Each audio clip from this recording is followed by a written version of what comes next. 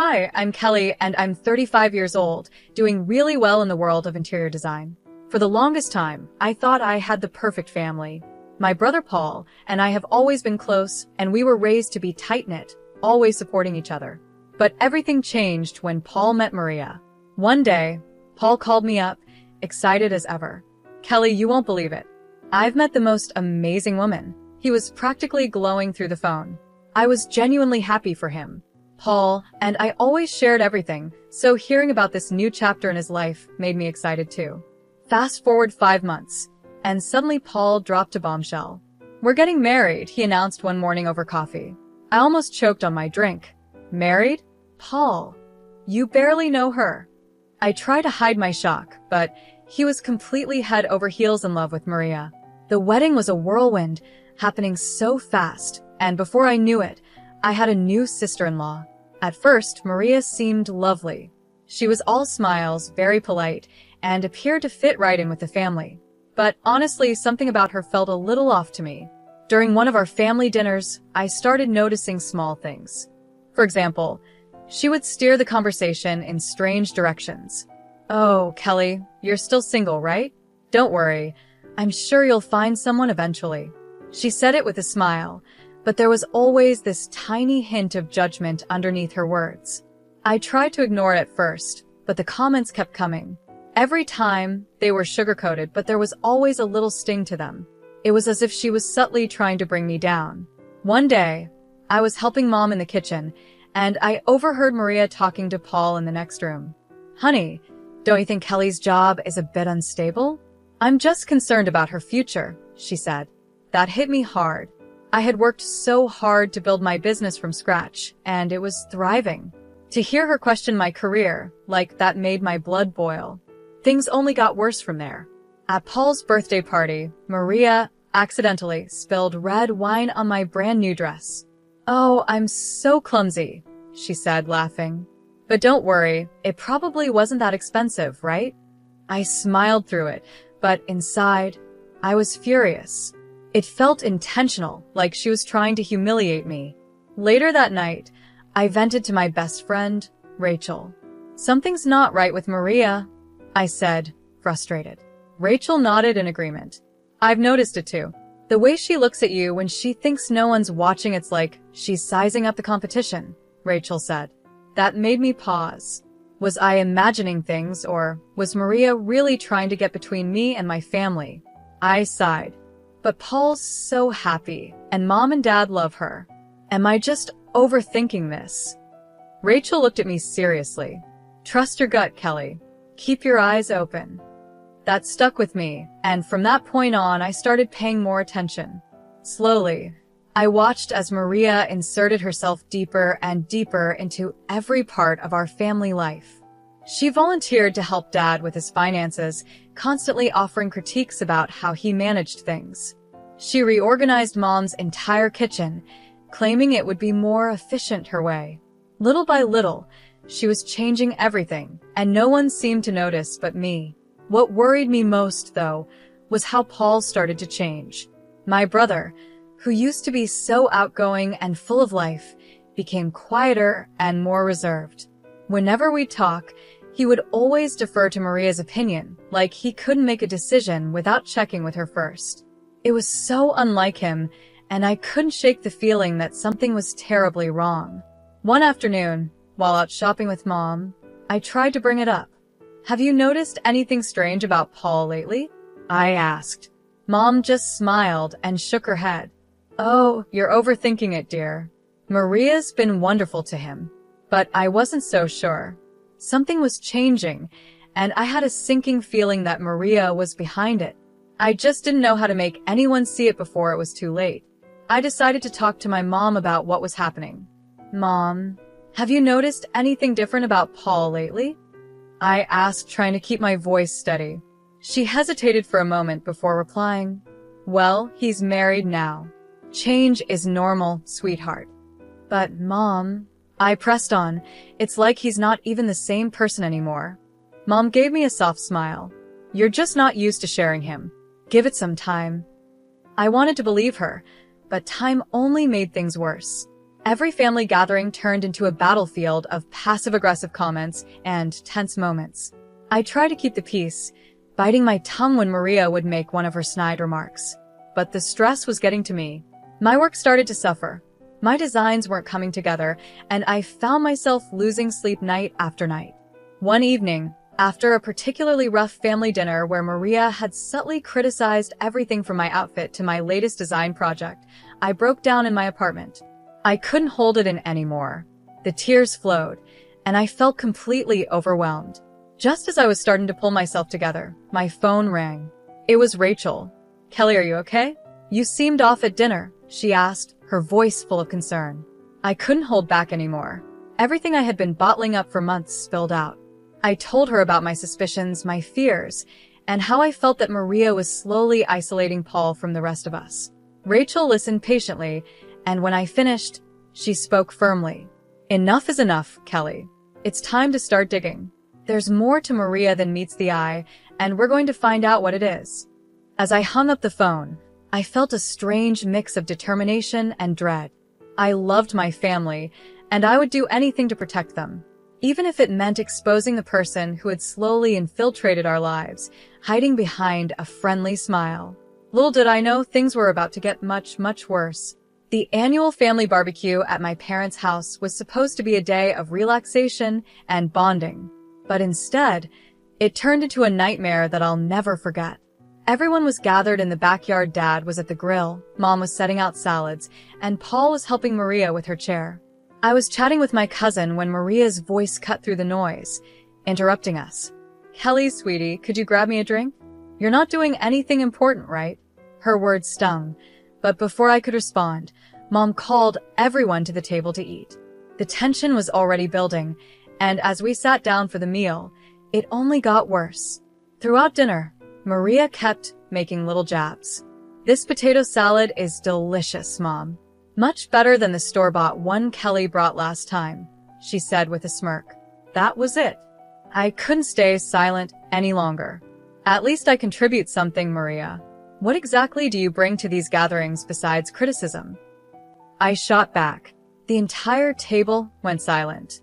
Maria's eyes narrowed, and with a cold smile, she responded, "Well, I bring class for one thing.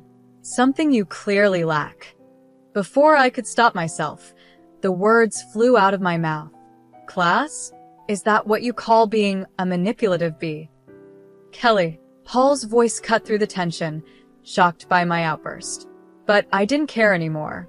I was tired of biting my tongue, tired of pretending everything was fine. Maria stood up from the table, tears welling up in her eyes. "I can't believe you'd say such things after everything I've done for this family," she cried dramatically before storming off. Paul, of course, followed her without a word. I sat there, fuming, as my parents gave me disappointed looks from across the table. I knew they thought I had crossed a line, but I didn't regret what I had said. Maria had pushed me too far, and I couldn't hold it in any longer. Later, after most of the guests had left, I sat alone in the backyard, replaying the entire evening in my mind. What had I done? Would things ever be the same with Paul again? And more importantly, how would I ever get my family to see what Maria was really doing to us? As I was helping to clean up after the family barbecue, Maria cornered me in the kitchen.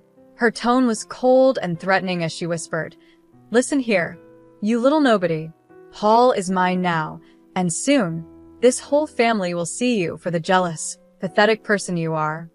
I was stunned by her words. "You're delusional, Maria," I replied, trying to keep my cool. That's when things escalated. Maria grabbed a fistful of my hair and yanked it hard. "Am I?" she hissed, pulling me toward the living room. "Let's see what Paul thinks about his precious sister now." She dragged me by my hair into the living room, where Paul was sitting, chatting with Dad. "Paul, look what your sister did," Maria cried out, putting on her best act of an innocent victim. "She attacked me." Paul turned around, his eyes wide with shock. "Kelly, what the hell?" he said, disbelief clear in his voice. I tried to explain, but Maria's fake tears and dramatic performance drowned me out. Paul wasn't even listening. His anger was directed at me, not her. "I think you should leave, Kelly," he said quietly but firmly. Humiliated and furious, I grabbed my things and walked out, my heart heavy with frustration. The next day, Rachel came over to find me still in my pajamas, surrounded by empty ice cream containers. I was emotionally drained, replaying the awful scene in my head over and over again. "That's it," Rachel said firmly, looking at the mess around me. "We're not letting her get away with this. It's time to fight back." Over the next week, Rachel and I started digging into Maria's past. We searched for anything that could reveal her true character. It didn't take long before we found inconsistencies in the stories she had told us. The college she claimed to have graduated from had no record of her. The company she said she worked for, it didn't even exist. But the biggest break came by chance. While grabbing coffee one afternoon, I bumped into a woman named Amy. She introduced herself as one of Maria's former coworkers. "Oh, you know Maria?" Amy asked, looking curious. "How is she? Still ruining lives, I assume?" My heart raced. "What do you mean by that?" I asked cautiously. Amy sighed and started telling me everything. Maria had a long history of causing chaos wherever she went. She had bullied coworkers, manipulated bosses, and even gotten Amy fired by planting fake evidence of theft. Maria knew exactly how to turn situations to her advantage and hurt those who stood in her way. "Be careful," Amy warned me. "Maria is dangerous when she feels cornered." I left the cafe with my head spinning. I finally had proof that Maria wasn't who she claimed to be. But as I reached for my phone to call Paul, I hesitated. Would he even believe me? Or would it just push him further away from me and closer to Maria? I stood there, torn between protecting my brother and preserving what little remained of our relationship. This was just the beginning. Maria's mask had slipped, and now I had a choice to make. How far was I willing to go to expose the truth? After weeks of debating with myself, I finally made a decision. I couldn't let Maria continue her manipulation without a fight. I made a call to James, a private investigator recommended by one of my clients. We agreed to meet at a quiet coffee shop to discuss everything. "So, you want me to dig into your sister-in-law's past?" James asked, glancing down at the folder I had brought with me. I pushed it across the table, feeling the weight of my decisions settle on my shoulders. "Here's everything I've found so far," I said, my voice steady. "But I need more. I need to know everything." James nodded, picking up the folder and flipping through the papers. "All right, I'll see what I can do." Leaving the cafe, I felt a sense of determination that I hadn't felt in a long time. Maria had messed with the wrong person. I was going to protect my family, no matter what it took. Little did I know, the path ahead was going to be even more difficult than I imagined, but I was ready. It was time to uncover who Maria really was, and I wasn't backing down. As James flipped through the pages of the file I gave him, he let out a low whistle. "Your sister-in-law has more red flags than a parade," he said, shaking his head. "I'll see what I can dig up." 5 weeks later, James called me with news that sent chills down my spine. "Kelly, your sister-in-law isn't just a liar, she's a professional con artist. She has multiple identities and fraud charges in 4 different states. And get this, she's been using your brother's business to launder money." My hands started to tremble as I tried to absorb what he was saying. "How?" "How is she doing that?" I asked, barely able to get the words out. "Fake invoices, ghost employees, the whole works," James explained. "Your brother's company is a ticking time bomb." I thanked James and hung up the phone, my heart pounding. I had to tell Paul. But how could I break this news to him? Just as I was trying to figure out what to do next, my phone buzzed with a text from my mom. "Family dinner tonight. Maria insists." Please come." "Great." Just what I needed. The atmosphere at dinner was tense from the moment I walked in. It was like everyone could feel that something was off, but no one wanted to acknowledge it. Maria was all smiles, playing her usual game. But when her eyes met mine, there was something cold and calculating about her stare. Paul was sitting next to her, looking a bit tired. Maria, in her sweetest voice, suddenly said, "Paul, honey, why don't you tell everyone about our vacation plans?" Paul cleared his throat, looking a little uncomfortable.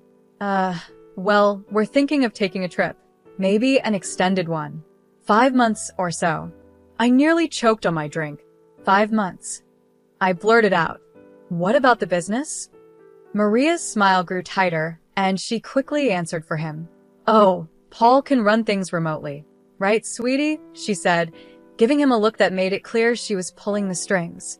Paul just nodded, like he didn't have a choice. After dinner, I couldn't hold back anymore. I cornered Paul in the kitchen, my heart pounding. Are you sure about this trip? 5 months is a long time, especially with everything going on at work. Paul sighed, looking worn out. Kelly, please. Maria thinks it'll be good for us. We need some time away from everything. I bit my tongue, realizing how deep Maria's control over him had become. It was like he couldn't see what was happening right in front of him. Over the next few days, I kept thinking about how to help Paul. I knew I couldn't do it alone.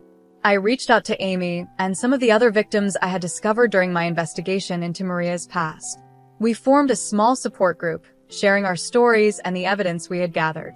We need to stop her before she ruins more lives, Amy said one day during one of our meetings.